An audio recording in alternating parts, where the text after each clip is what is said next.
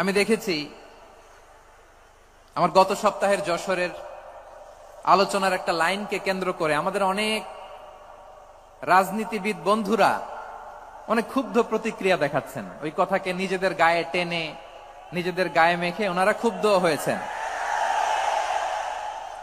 প্রিয় ভাইয়েরা, আমি বলেছিলাম যে একদল খেয়ে গিয়েছে, আরেক দল খাওয়ার জন্য রেডি হয়ে আছে। তো এখানে কি আমি কোন দলের নাম বলেছি? বাংলাদেশে 48টা প্রায় নিবন্ধিত রাজনৈতিক দল, কোন দলের নাম আমি বলিনি। কথাটাকে আমি জেনারেল রেখেছি।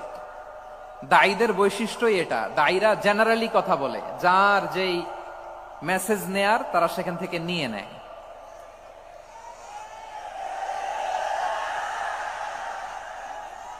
তো কোন দল এটা নিয়ে কোনো কথা বলল না।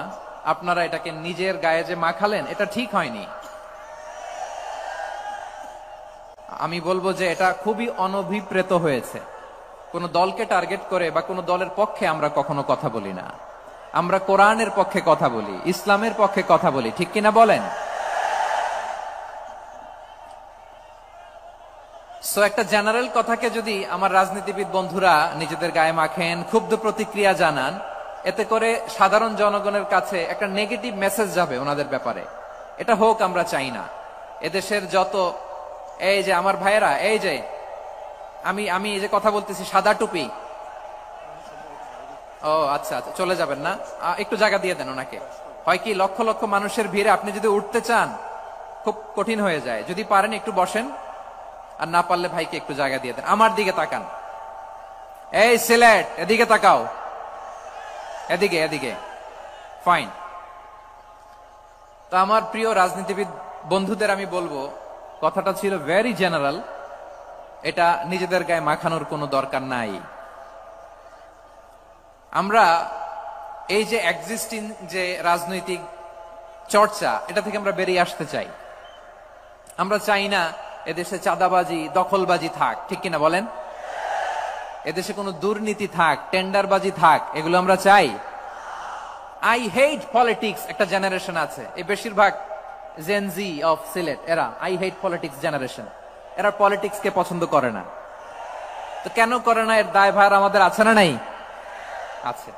এবং আমরা দেখেছি ক্ষমতার পালাবদল যখন হয়, এক সরকার যায় আরেক সরকার আসে, তখন দুর্নীতির ফিরিস্তি আমরা জানতে পারি, এর আগে জানতে পারি না। প্রতিটা দলের ভেতরেই আমরা এই বাজে চর্চাটা দেখেছি। সো এখন আমাদেরকে শুধরে নেয়ার সময় এসেছে। এটা এই সুন্দর সময়, নতুন প্রভাতের বাংলাদেশ, নতুন ভোরের বাংলাদেশ, এই সময় আমরা কাদা ছোড়াছুড়ি যেন না করি। আমাদের শপথ নেয়ার সময় এসেছে। প্রতিটি দল, নিবন্ধিত 48টি, সবগুলো দলের এখন শপথ নেওয়া উচিত যে আমরা কোনোদিন আর চাঁদাবাজি করব না, টেন্ডারবাজি করব না, দখলবাজি করব না। আমরা সবসময় দেশের পক্ষে থাকব, সবসময় দেশের পক্ষে থাকব।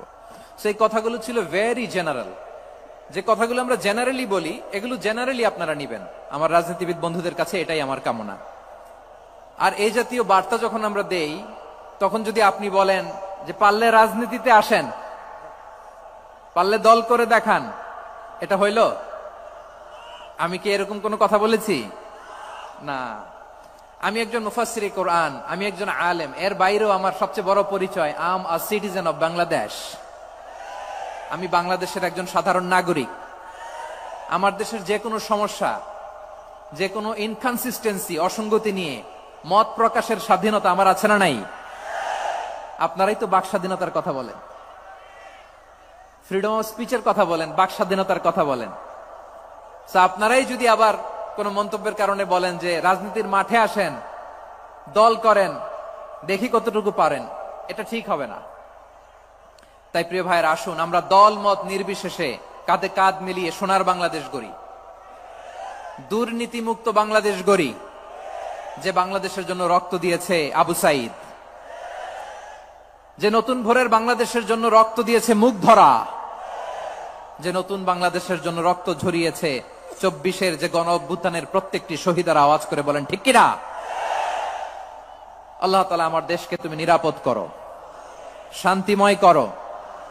আমরা যেন স্বাধীন, সার্বভৌম বাংলাদেশে মাথা উঁচু করে বিশ্ব দরবারে দাঁড়াতে পারে। আল্লাহ তুমি তৌফিক দান করো।